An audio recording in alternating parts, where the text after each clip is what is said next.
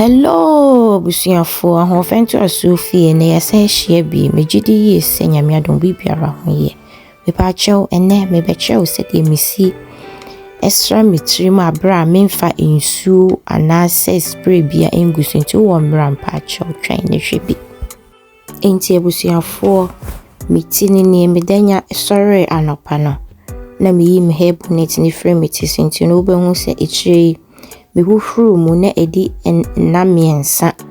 ya mesre mu after 3 days na mesre mu biem enti no ufa wo oil na wodi aye utino asi wodi rura utino na akọ asie no na wo de wonsa afifem se ne be ya ebetime rura utino asiye nti eha ne mu no na me massage mitino nti ube hu se mitino ke o sikakra ewo mu wo eha na mo no nti se ne be ya krofo bebre no omo eni enji JHERI ke o se ho efri se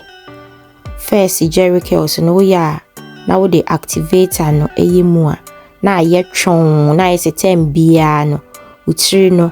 ayese ensuo ni eyi products no ewo mu bebrenti no na mankrofo ani nje ho because no etimi eyiye watare a wo de be hye emu oil ni yiyem anase nsuo no ekeka wo ho anase even krampo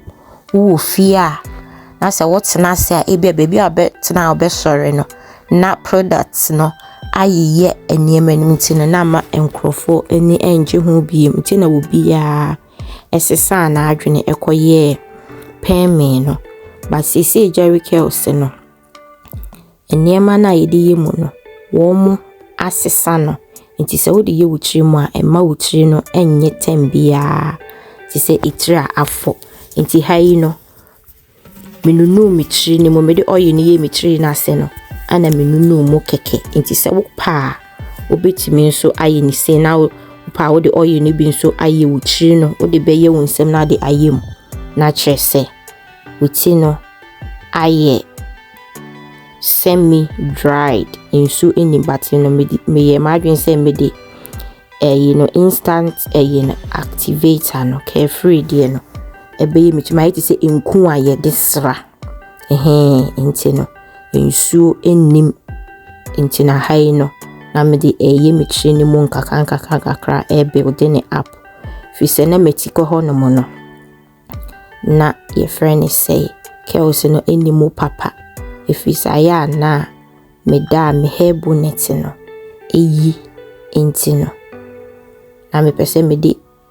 no cream no ebi eyi opa wonfa cream no enyemu tembia wo be style wuti no obetimi aye no ebia every other day and I say 3 days but opese nkunkumu na kelse no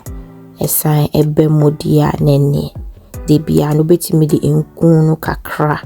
ayem so you be awoda we no enyi fruity so dia ene meka say every other day bia no betimi de nkun ni bi ayem ti he no wo be hunu se medi nkun no eyemu no kelse no ebi aba abeka ho oni me be di adanse ese kelse ni bi abeka ho ana ama ekyire no en look so dry di hai no na mastatia me style no enkakra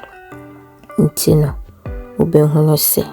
ekyire no aye sochi nenso activator na aye se nsuo no ebi enim weye activator na aye ti se lotion no ena me de aye ekyire no ntine me dofo obenhuno se ne ekyire no awie ne besi akwa akosi ekyire ye ekyire a metwen ye edi na wotwen 4 weeks ntino asie no efu kakra me benya obohu se asie ni mu ayedu ama ntokro na ewo mitire ni mu ni na no etuetua nti utimu se ekyire no ase no aye fu emu aye du enti normally ne mekotwen ye no na me hairdresser ne say enka na wotwe insia me samra metwen because o ka se ase anye se ne wope but me ne die me hu ni se eye you say me chinwi nye chinwi din anase aye enchrewa inti no normally no be hu se me chi ase efu pa na chese menya bosumi minu aye eye na wotwe enwotwe ekono ansa na obohu se meti no ase efu inti no se mepe se mesan akotwe a ebeye na wotwe enwotwe echiri honomo na meko asan akotwe inti no me di gel eye meti no enchen ho kakra se ne ebeye a ebedida honomo na itire animu eluku really fresh inti me dofo JHERI say a ye no enti se tete no JHERI na oya na JHERI no nkun ne niema odi yemu no ayeye wo ho no nti se nia de bia meka no so wo pese wo try ya obetimi a try enye ade bia ha adwen bebresa nti na medi nkun ni se ekire nti no obehunu se ewieye no ni se ne iti ni sikoyeye no uhunu se ke osabam enso so a ekire no eye dry enye da dry uhunu se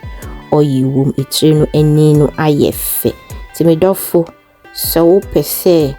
tembia we hwe videos say ya abomodin na subscribe na che ema wadofo ni na enso enhwe bi me domo pipre bye bye.